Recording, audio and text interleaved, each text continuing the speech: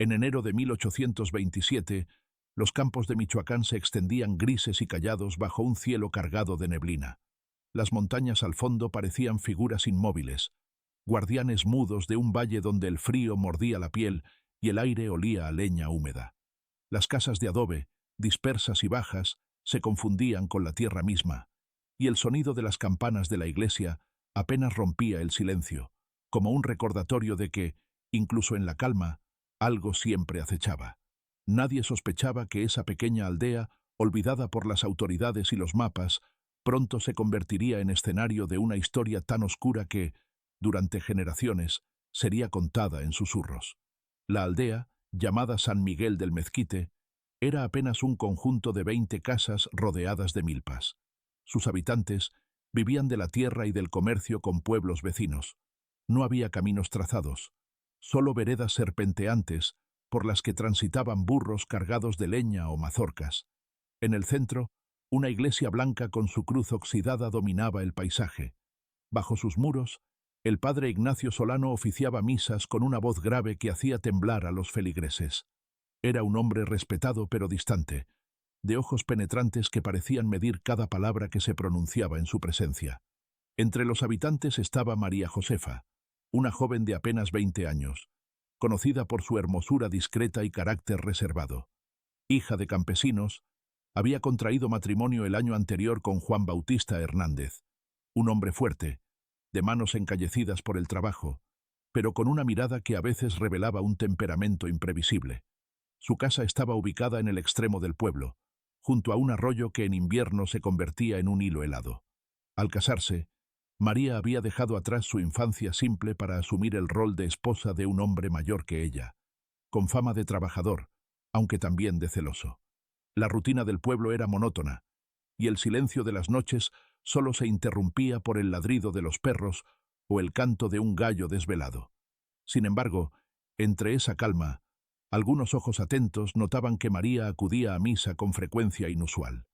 A menudo se quedaba rezando más tiempo del necesario, y en más de una ocasión se la vio salir de la sacristía con el rostro pálido, como si hubiese llorado. Nadie comentó nada en voz alta. En las aldeas pequeñas, los secretos eran moneda corriente, pero siempre había alguien dispuesto a observar. El padre Ignacio, hombre de 40 años, había llegado al pueblo hacía una década. Su pasado era un misterio, salvo por rumores de que había estudiado en el seminario de Valladolid y que lo habían enviado a esta aldea por motivos desconocidos.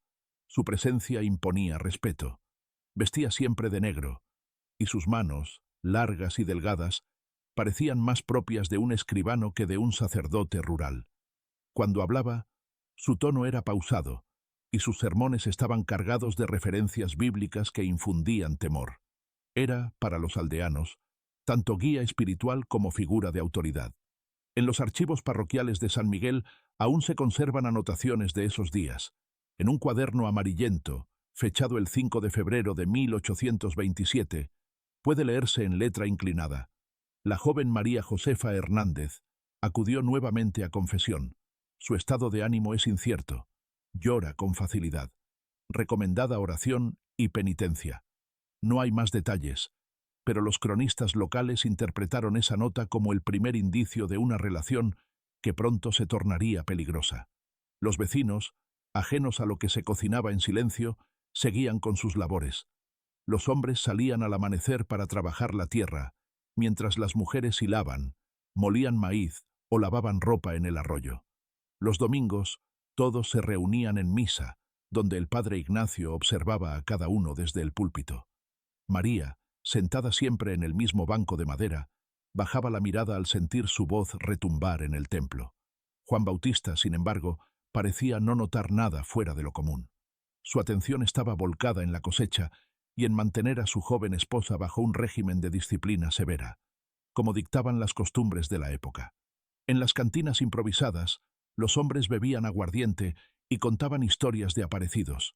Se hablaba de luces extrañas en el monte, de espíritus que rondaban los caminos y de maldiciones antiguas. San Miguel era un pueblo marcado por supersticiones.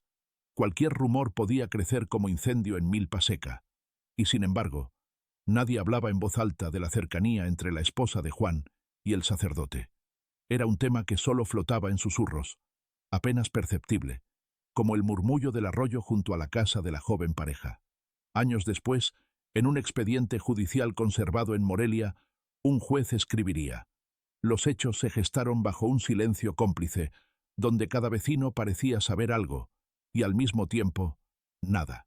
Es este mutismo colectivo lo que permitió que la tragedia creciera sin ser detenida. Estas palabras resumen el ambiente de aquella aldea, una paz aparente que escondía tensiones profundas. Los habitantes vivían juntos, pero cada cual guardaba sus propios secretos, temeroso de las represalias del cura, del marido celoso o de los murmullos de la comunidad. La tragedia comenzó a tomar forma en medio de esa quietud. El invierno de 1827 sería recordado como el más frío de la década. Las noches eran largas y las velas se apagaban con frecuencia por el viento que se filtraba entre las paredes de adobe. En la penumbra de su hogar, María Josefa comenzaba a escribir en un cuaderno que guardaba bajo las tablas del piso. Eran notas breves, más plegarias que confesiones. Dios me perdone. No sé si es pecado amar. No sé si es amor o castigo.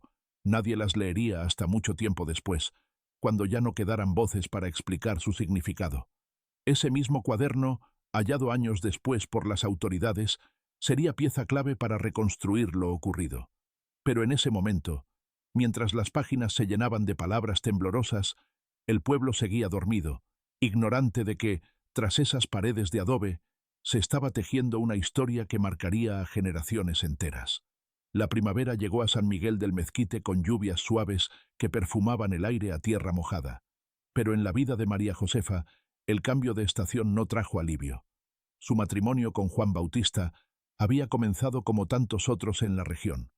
Un acuerdo entre familias, un contrato tácito donde la obediencia era esperada y el amor, opcional. Él, 10 años mayor, era conocido por su fuerza y capacidad de trabajo, cualidades que lo convertían en un buen partido. Sin embargo, detrás de esa apariencia de proveedor se escondía un hombre de carácter violento, que veía a su esposa más como posesión que como compañera. Las vecinas comentaban en secreto que María se mostraba cada vez más pálida. Algunos atribuían su aspecto a los duros trabajos del hogar, otros a que aún no había concebido un hijo, algo que comenzaba a despertar murmullos. Las expectativas sociales eran implacables. Una esposa debía dar descendencia, y su silencio sobre el tema alimentaba sospechas. Entre esas voces siempre estaba la figura del padre Ignacio, cuya mirada hacia la joven no había pasado desapercibida para ciertas ancianas que observaban desde los bancos traseros de la iglesia.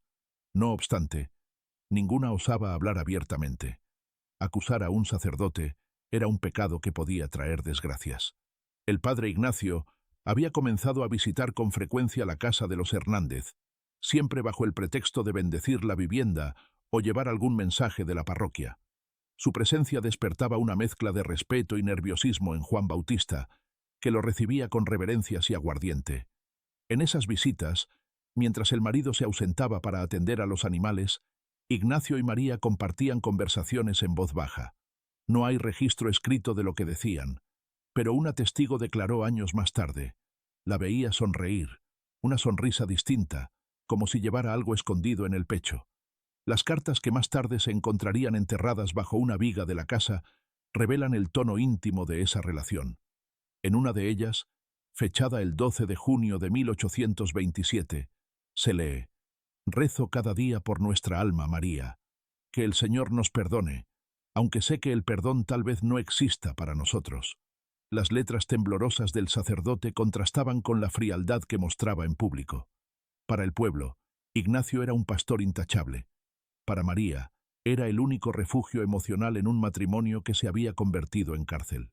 En medio de esta tensión, los días seguían con su rutina. Las campanas llamaban a misa al amanecer, los niños jugaban en las calles de tierra y las mujeres intercambiaban noticias en la plaza. Sin embargo, algunos detalles inquietaban a los más observadores. María caminaba con más lentitud, se cubría el vientre con los brazos y evitaba las miradas inquisitivas. En el confesionario, su voz era apenas un susurro. «Padre, temo que el pecado me alcance antes que la muerte», habría dicho, según el registro de Ignacio en un diario que nunca llegó a entregarse a la diócesis. Juan Bautista, por su parte, notaba cambios en su esposa, aunque no les daba nombre. Se irritaba con facilidad, desconfiaba de sus salidas y sus celos se volvían más evidentes. Los vecinos lo escuchaban gritar por las noches, aunque nadie intervenía. En aquella época, los asuntos domésticos eran sagrados. El matrimonio se había convertido en una cuerda tensa que amenazaba con romperse. Los cronistas que investigaron el caso décadas después hallaron testigos que hablaban de presagios. Un anciano contó que había visto a María al borde del arroyo, de noche, mirando su reflejo en el agua inmóvil. Parecía rezar, pero sus labios no se movían, relató. Otros mencionaban haber escuchado llantos apagados que venían de la casa, como si alguien intentara que el mundo no supiera su dolor. Todo ello contribuyó a que el crimen que estaba por llegar adquiriera un halo de leyenda. Para el verano, el embarazo de María era evidente, aunque nadie lo celebraba. Juan Bautista se mostraba distante, y en el pueblo se susurraba que las cuentas no coincidían con la fecha de su boda. Los rumores se propagaban como fuego en hierba seca. Decían que el hijo no era suyo, que el sacerdote estaba involucrado, que el silencio de la diócesis era prueba de conspiración. San Miguel del Mezquite, normalmente pacífico, se transformó en un hervidero de especulaciones. En el archivo de la parroquia se conserva una breve anotación. La comunidad comienza a murmurar. Es necesario guardar prudencia. Esa frase, seca y sin firma, refleja el ambiente de tensión que envolvía al pueblo. Nadie quería señalar abiertamente al sacerdote, pero el peso del escándalo era insoportable. Ignacio, consciente de ello, empezó a celebrar misas más largas y severas, hablando del castigo divino para quienes pecaban en secreto. Sus palabras, dirigidas a todos, parecían flechas envenenadas que apuntaban a una sola persona. Mientras tanto, María escribía en su cuaderno escondido: «Siento que el aire se vuelve pesado. Me miran como si supieran, pero nadie habla. Tengo miedo de lo que pueda hacer Juan». Sus palabras revelan el inicio de un terror más íntimo que el de la condena eterna, el miedo al hombre que compartía su techo. El verano avanzaba, y con él crecía el vientre de María, visible bajo los vestidos sencillos que intentaba ajustar para disimularlo. Las mujeres del pueblo, al verla pasar, fingían indiferencia, pero sus miradas cargadas de curiosidad y juicio hablaban más que cualquier palabra. En las noches, cuando el viento traía el eco de las campanas, las conversaciones giraban siempre en torno al mismo rumor. El hijo que esperaba no pertenecía a su esposo. San Miguel del Mezquite, aunque aislado, tenía una memoria colectiva afilada. Los gestos, las miradas y las visitas frecuentes del sacerdote no habían pasado desapercibidos. Un vecino llamado Ramón González declaró, décadas después, en un acta judicial: «Yo veía al padre Ignacio entrar en casa de Juan cuando éste no estaba. Nunca lo comenté, porque no me correspondía. Pero la gente sabía. Todos sabían esas palabras, escritas con caligrafía temblorosa, confirman lo que ya para entonces era obvio. La relación ilícita no había logrado ocultarse. La atmósfera del pueblo, ya cargada de supersticiones, comenzó a impregnarse de un aire sofocante, como si cada mirada acusadora fuera un presagio. El padre Ignacio, sin embargo, mantenía su imagen de autoridad incorruptible. Sus sermones dominicales se volvieron más duros, repletos de referencias al pecado y la condenación eterna. Hablaba de mujeres tentadas por el demonio y de hombres que debían castigar el deshonor. Los aldeanos escuchaban en silencio, algunos temblando por dentro, otros mirando de reojo a la joven María, que bajaba la cabeza con vergüenza. Era como si el sacerdote intentara purgar su culpa proyectándola sobre ella, transformando su angustia en un espectáculo religioso. Mientras tanto, el diario de María seguía llenándose de frases breves, cada una más desesperada que la anterior. En una anotación fechada el 14 de julio, escribió: «Ya no puedo rezar. Me duele el cuerpo y el alma. Él habla de castigo y yo solo siento miedo. No sé si Dios escucha esas palabras, halladas muchos años después, revelan una mujer atrapada entre el peso de su fe y la amenaza inminente que se cernía sobre su vida». Los rumores alcanzaron finalmente a Juan Bautista. Al principio, él rechazó cualquier insinuación sobre la infidelidad de su esposa. respondía con insultos y golpes a quien se atreviera a burlarse. Sin embargo, su carácter comenzó a cambiar. Los vecinos notaban que pasaba horas sentado frente a su casa, con la mirada fija en el arroyo.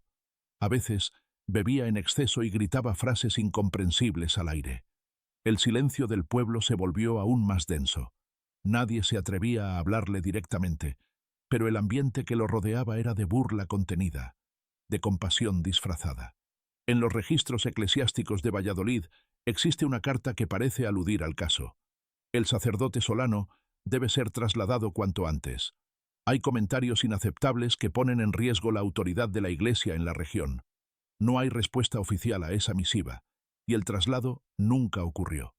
Algunos historiadores creen que Ignacio tenía influencias dentro del clero que le permitieron permanecer en San Miguel, mientras que otros sugieren que su permanencia fue deliberada, una especie de castigo secreto impuesto por sus superiores. Los días siguieron con aparente normalidad, pero pequeños detalles comenzaron a delatar la tensión. La casa de los Hernández mantenía las ventanas cerradas.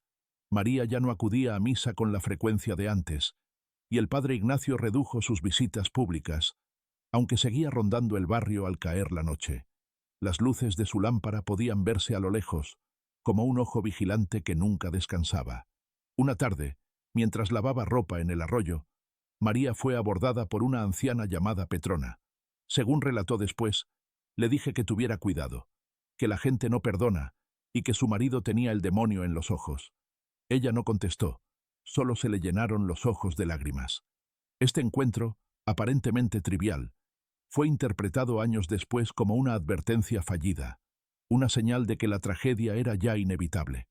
En ese mismo periodo comenzaron a circular cartas anónimas.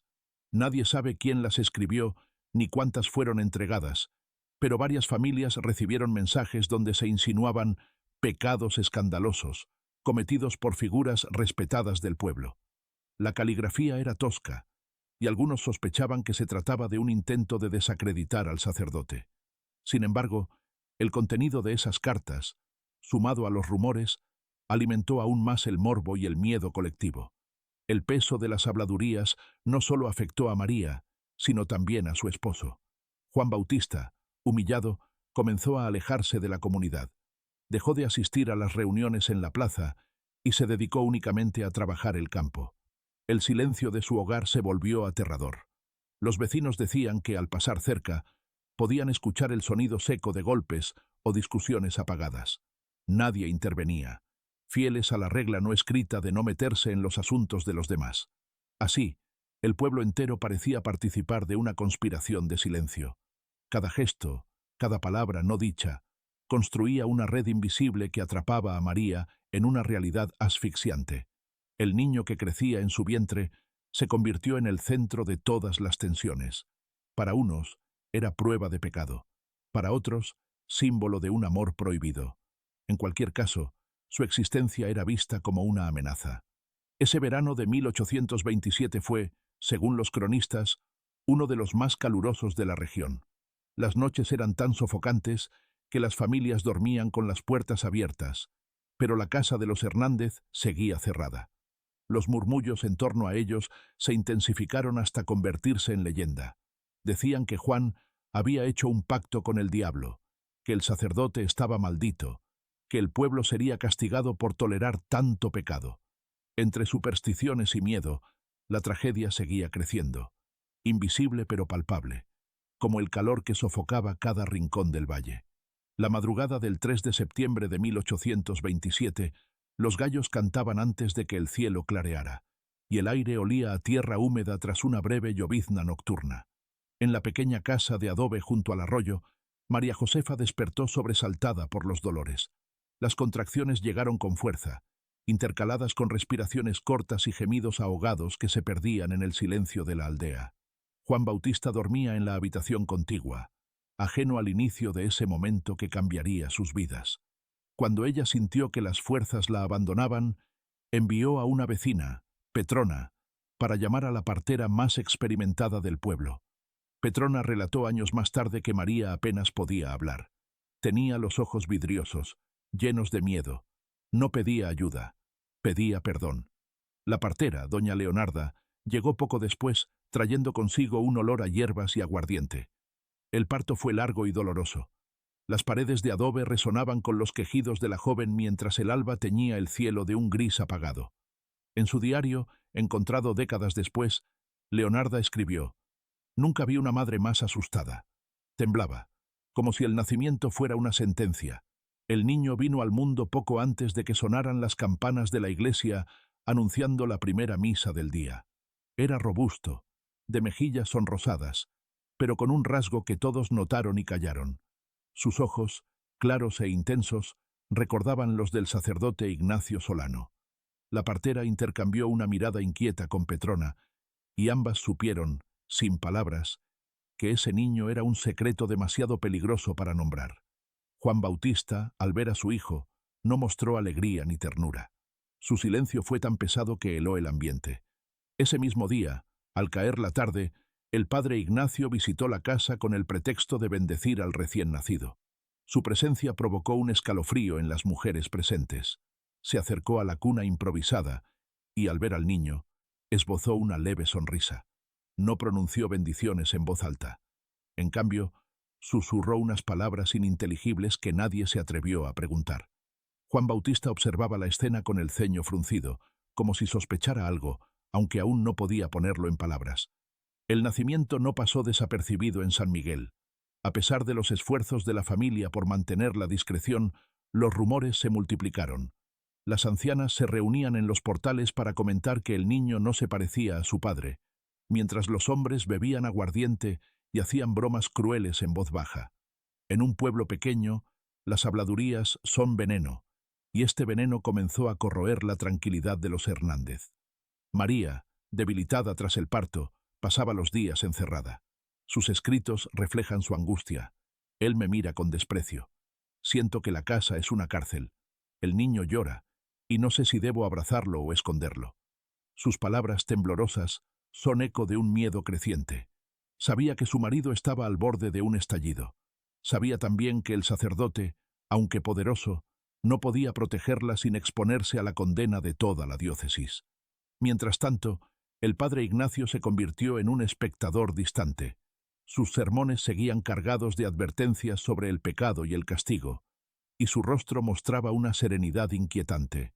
En la parroquia, comenzó a recibir cartas anónimas, probablemente escritas por feligreses indignados.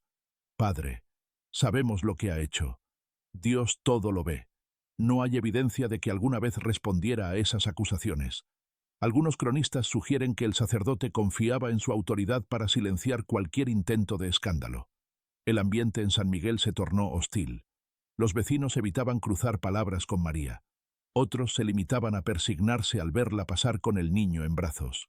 La presión social era tan asfixiante como el calor que aún se sentía al final del verano. Juan Bautista, por su parte, comenzó a ausentarse más tiempo en el campo, pero sus visitas nocturnas a la cantina aumentaron. A su regreso, el eco de discusiones apagadas se escuchaba a través de las paredes delgadas. Nadie intervenía. La violencia doméstica era vista como asunto privado. Una noche, mientras María amamantaba al bebé, oyó pasos fuera de la casa. Se acercó a la ventana y vio una figura oscura junto al arroyo. Era el padre Ignacio, de pie, mirando hacia la vivienda. No dijo nada, no llamó a la puerta. Simplemente permaneció allí unos minutos antes de desaparecer en la penumbra. María escribió esa misma noche: «Temo por él y por mí. La gente ya sabe. No tenemos salida». Los días siguientes estuvieron marcados por tensiones crecientes. El niño lloraba sin cesar, y el agotamiento hacía que María apenas pudiera sostenerse en pie. Juan Bautista, cada vez más irritable, comenzó a desaparecer por horas, regresando con un olor fuerte a alcohol y mirada enrojecida. Los vecinos empezaron a evitar pasar cerca de su casa, como si presentaran que algo terrible estaba a punto de ocurrir. Ese mes de septiembre quedó registrado como uno de los más extraños en la memoria colectiva del pueblo. Algunos vecinos reportaron haber visto luces extrañas en el campanario de la iglesia. Otros afirmaron escuchar rezos en latín a medianoche. Para los supersticiosos, todo era una señal de que Dios estaba preparando un castigo. Nadie podía imaginar cuán cerca estaban de presenciarlo. La tensión entre las paredes de adobe de la casa de los Hernández se volvió insoportable.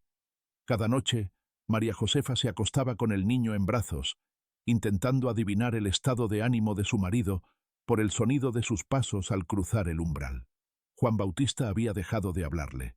Sus ojos, antes duros pero predecibles, se tornaron sombríos, llenos de sospecha. Bebía más que nunca, y su silencio era tan pesado como el eco del viento que soplaba entre las montañas. Los vecinos, acostumbrados a los conflictos domésticos, notaban que algo distinto crecía allí, un odio silencioso que parecía incubar violencia. El padre Ignacio, mientras tanto, evitaba visitar la casa, pero su presencia seguía siendo palpable. Se decía que pasaba horas en la iglesia, rezando solo frente al altar, con las velas encendidas hasta el amanecer. Algunos feligreses afirmaban haberlo escuchado murmurar plegarias en voz baja, palabras que no reconocían como parte del catecismo. En un cuaderno hallado en los archivos parroquiales, fechado en octubre de 1827, se encontró una nota breve: «El peso del pecado me aplasta, pero el deber del sacerdote es cargar cruces ajenas».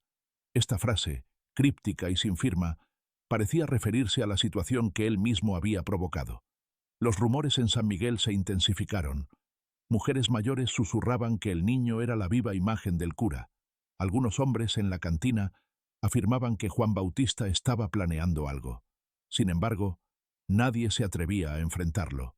El pueblo, sumido en supersticiones y miedo, parecía observar la tragedia crecer como un incendio que todos veían pero ninguno intentaba apagar. A mediados de mes, Petrona volvió a visitar a María y notó su estado de agotamiento extremo. Tenía las manos temblorosas y el bebé lloraba tanto que parecía no poder respirar. Le llevé leche y pan, pero ella apenas probó bocado. El comportamiento de Juan Bautista se volvió errático. Algunos vecinos lo vieron rondar el cementerio al anochecer, con una botella en la mano. Otros lo escucharon hablar solo, maldiciendo a su esposa y al cura en frases entrecortadas. El hombre, que había sido trabajador y respetado, comenzó a ser temido. La superstición alimentaba las habladurías. Decían que su alma estaba poseída, que había hecho un pacto con fuerzas oscuras para recuperar el honor perdido. El aislamiento de la familia se convirtió en leyenda. Los niños tenían prohibido acercarse a la casa junto al arroyo. En su diario María anotó: «Siento que me vigila incluso cuando duerme. El niño es mi única alegría, pero temo que su llanto despierte su ira. Anoche soñé que el agua del arroyo se teñía de rojo». Este registro, simple y desgarrador, sería citado años después por investigadores del caso como una señal de que la tragedia era inevitable. La joven madre parecía vivir en un estado de constante anticipación del desastre. El sacerdote Ignacio, aunque distante físicamente, no dejó de sentir la presión. Algunos feligreses comenzaron a faltar a misa, murmurando que su presencia traía desgracia. Hubo quien aseguró haberlo visto llorar en el confesionario vacío, mientras sostenía un rosario desgastado. No hay evidencia de que intentara proteger a María más allá de sus rezos. Quizá comprendía que cualquier intervención directa solo empeoraría la situación. Su silencio, sin embargo, fue interpretado como indiferencia, y el pueblo entero comenzó a verlo con recelo. El cambio definitivo en el carácter de Juan Bautista ocurrió una tarde de octubre, cuando regresó del campo antes de lo habitual. Petrona, que vivía cerca, relató en su vejez: «Lo vi entrar a su casa con una expresión que no olvidaré nunca. No era enojo, era algo peor, como resignación. Esa noche, los gritos de discusión fueron más intensos que nunca, pero nadie se atrevió a acercarse. La comunidad había aprendido a ignorar los sonidos de violencia, temerosa de entrometerse. Con el paso de las semanas, María dejó de aparecer en público. Algunos vecinos dijeron que la habían visto asomarse a la ventana, sosteniendo al niño, con la mirada perdida. Otros afirmaron que escuchaban llantos hasta altas horas de la madrugada. La sensación de que algo terrible estaba a punto de suceder se volvió insoportable para quienes vivían cerca. Sin embargo, el miedo a la figura de Juan Bautista y al escándalo religioso paralizó a todos. Los cronistas que recopilaron los hechos años después describieron este periodo como un silencio colectivo cómplice. Cada persona en el pueblo sabía que la tragedia estaba por estallar, pero eligieron callar. El sacerdote, encerrado en la iglesia, rezaba sin descanso. María, atrapada en su hogar, escribía en su cuaderno palabras que parecían más despedidas que confesiones. Si alguien encuentra esto, cuiden de mi hijo. No culpen al pueblo. Yo fui la que pecó. Esas líneas, escritas con tinta corrida por lágrimas, serían el último testimonio directo de su estado de ánimo. A medida que octubre se desvanecía, el ambiente se volvió insoportable. Las nubes se acumulaban sobre las montañas, y el aire, húmedo y frío, presagiaba tormenta. En las noches, el sonido del arroyo parecía más fuerte, como si la naturaleza misma estuviera anunciando lo inevitable. San Miguel del Mezquite, con sus 20 casas y su iglesia blanca, se preparaba para un acto de violencia que quedaría grabado en su historia como una herida imposible de cerrar. La noche del 2 de noviembre de 1827, víspera de Todos los Santos, el aire estaba impregnado de incienso y cera.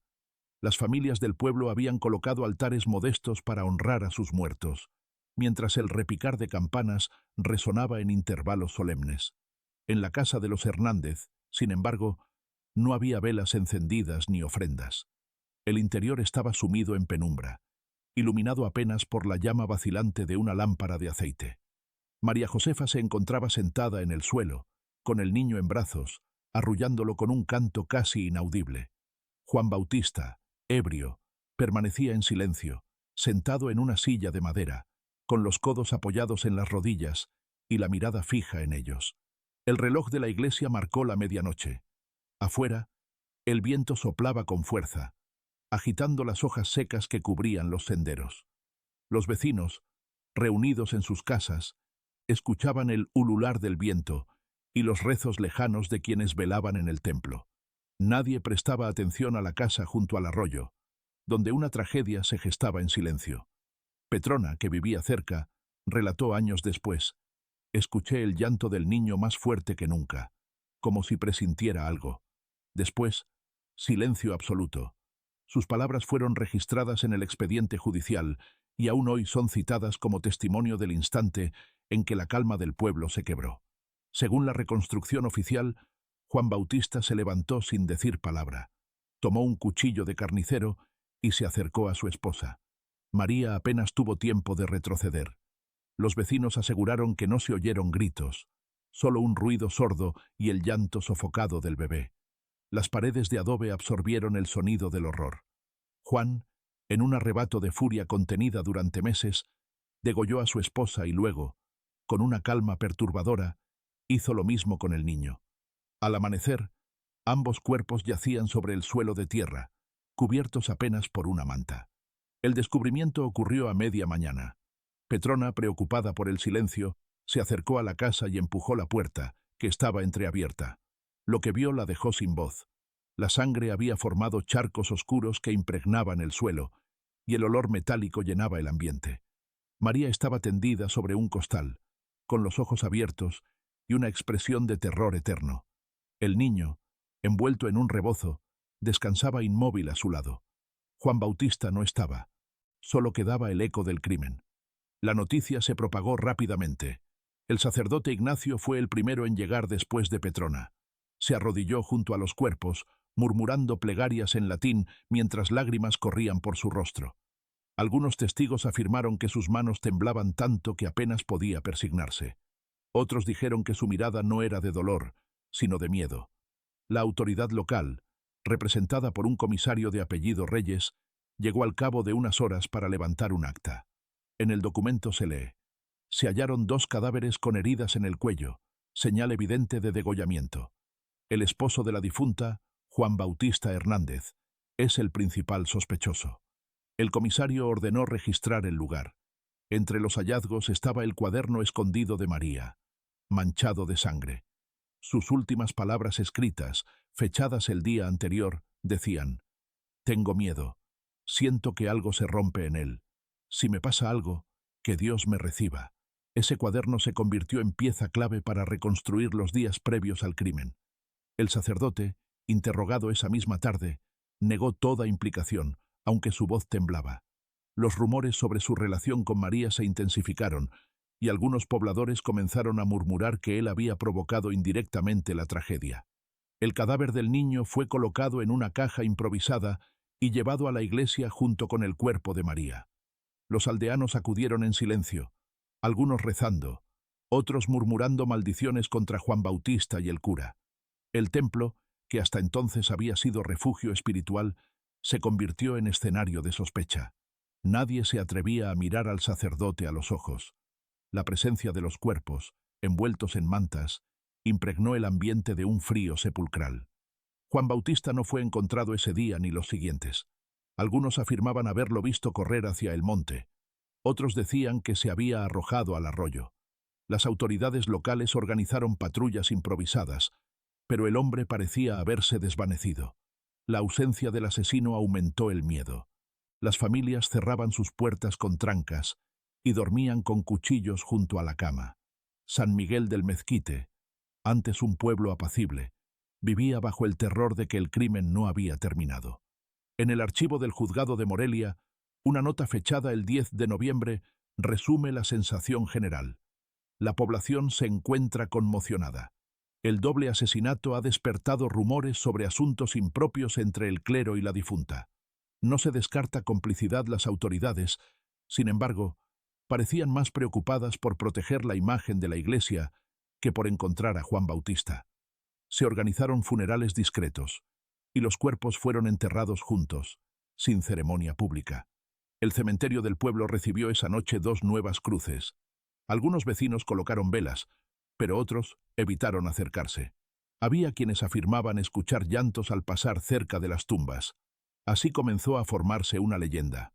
La historia de una mujer que pagó con su vida el precio del pecado, y de un niño cuya sangre manchó para siempre el suelo de San Miguel. El silencio del pueblo, antes cotidiano, se convirtió en un recordatorio constante del horror. Los días posteriores al asesinato estuvieron marcados por un miedo palpable. Las calles de San Miguel del Mezquite, antes animadas por el murmullo de los vecinos y el trote de mulas, quedaron vacías.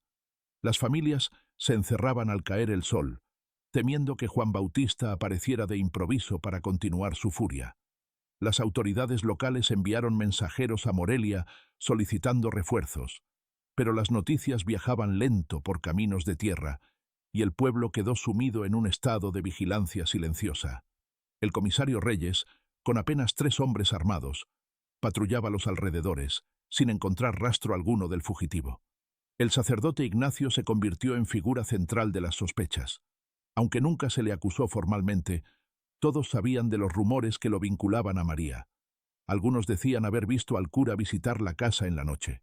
Otros aseguraban que sus sermones sobre el pecado eran confesiones veladas. En los registros de la diócesis de Valladolid existe una carta enviada semanas después. La situación en San Miguel es insostenible. La fe del pueblo se ha debilitado y el clero es señalado como causante indirecto de la tragedia. Esta misiva fue seguida por una orden de investigación eclesiástica, pero la jerarquía prefirió actuar en silencio, protegiendo a Ignacio del escándalo público. El sacerdote, mientras tanto, comenzó a recluirse en la iglesia. Pasaba largas horas frente al altar, rezando en voz baja. Algunos feligreses lo escuchaban llorar. Otros afirmaban que lo habían visto salir al monte de madrugada, llevando una lámpara y un rosario. La imagen de este hombre, antes respetado, se transformó en la de alguien atormentado. Su semblante demacrado y sus manos temblorosas alimentaban las habladurías. Para muchos, él era el verdadero culpable, aunque no hubiera empuñado el cuchillo. En los documentos judiciales, fechados en diciembre de 1827, se describe el hallazgo de un rastro de sangre cerca del arroyo. Se creyó que Juan Bautista había intentado quitarse la vida, pero el cuerpo nunca apareció.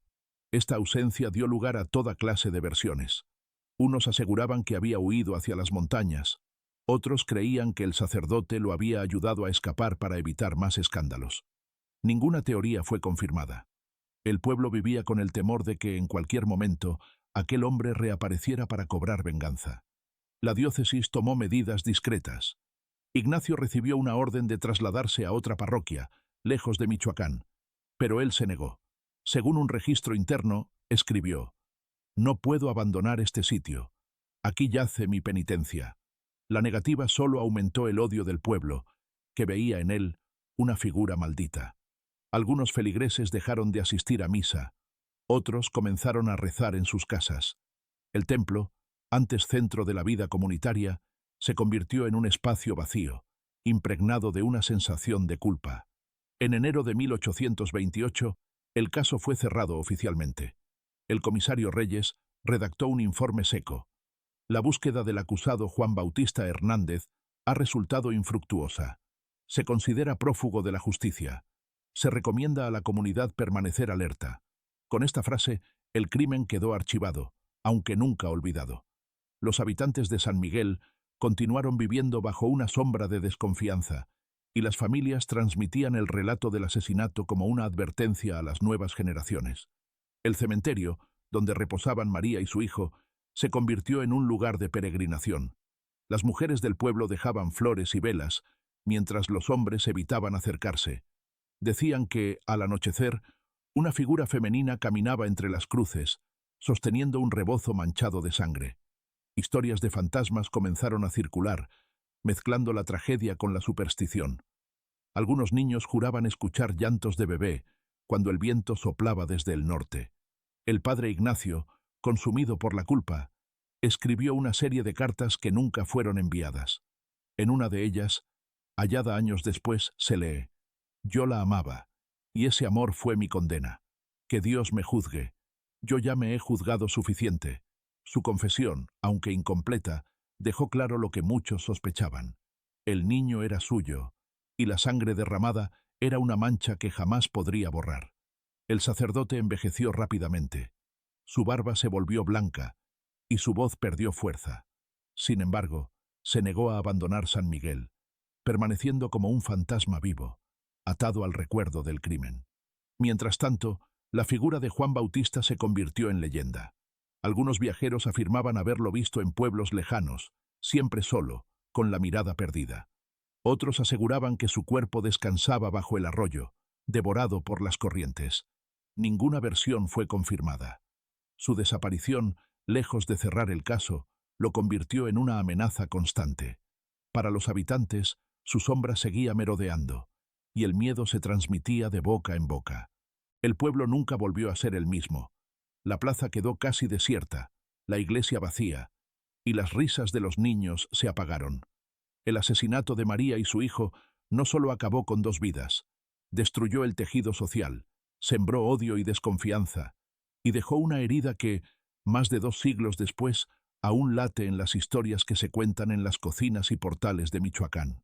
Años después del crimen, San Miguel del Mezquite se convirtió en un lugar marcado por el silencio.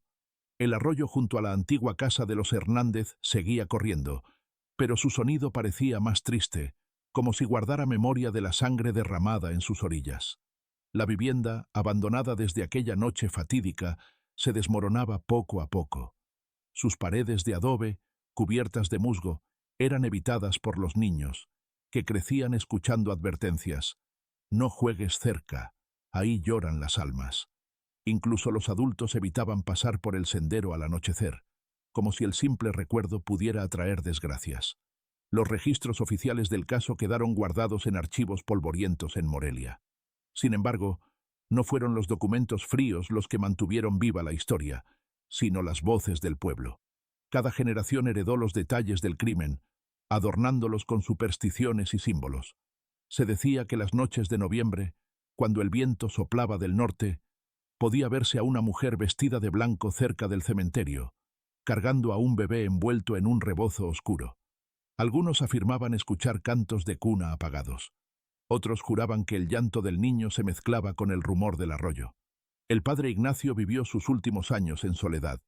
Nunca dejó el pueblo, aunque pudo haber sido trasladado. Sus feligreses lo abandonaron, y su figura se convirtió en una sombra que vagaba entre la iglesia y su modesta vivienda. Los pocos que lo vieron antes de su muerte describieron a un hombre consumido por el remordimiento. Barba descuidada, mirada vacía, pasos arrastrados. En su lecho de muerte, según testigos, susurró: «Fue mío, y yo lo condené». Esta frase, simple y devastadora, alimentó aún más las leyendas. Algunos decían que no hablaba del niño, sino de su propia alma. Tras su fallecimiento, El templo quedó vacío durante años. Nadie quería asumir la parroquia de San Miguel, pues se decía que estaba maldita. Durante las misas ocasionales, las velas se apagaban solas y las campanas sonaban sin que nadie las tocara. Los más escépticos hablaban de corrientes de aire. Los creyentes aseguraban que eran señales divinas. La diócesis intentó mantener el control, pero incluso los sacerdotes enviados temporalmente pedían regresar pronto, incapaces de soportar el ambiente pesado del pueblo. El misterio sobre el paradero de Juan Bautista solo aumentó con el tiempo. Hubo quienes afirmaron haber encontrado huesos humanos en el monte, pero nunca se pudo comprobar que fueran suyos. Otros decían que había huido a otra región y formado una nueva familia. Para los habitantes de San Miguel, sin embargo, su fantasma seguía presente. En las noches de tormenta, algunos aseguraban escuchar pasos cerca del arroyo y ver una sombra masculina vagando por el bosque. El crimen se convirtió en una herida colectiva, un símbolo de vergüenza y miedo que marcó la identidad de la comunidad. En 1850, un historiador local recopiló los relatos del caso en un cuaderno que aún se conserva en la biblioteca de Morelia.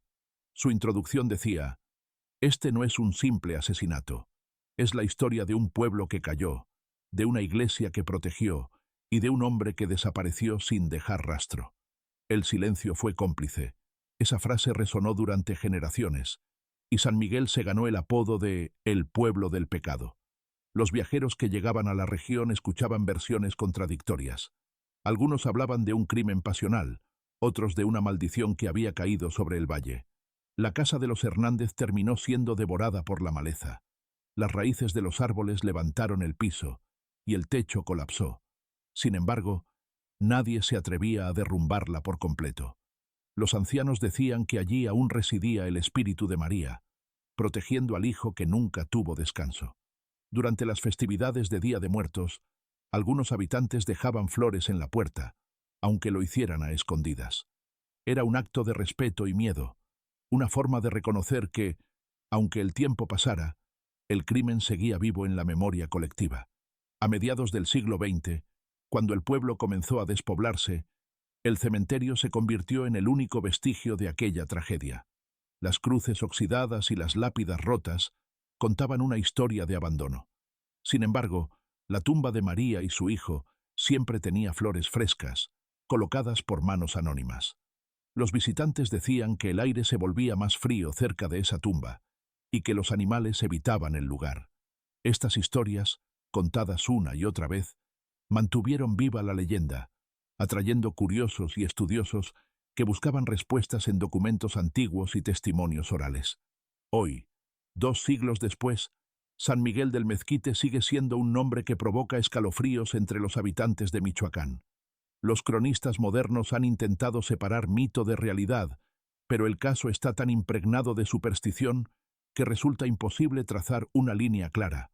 Lo único cierto es que, tras aquel doble asesinato, el pueblo nunca volvió a ser el mismo.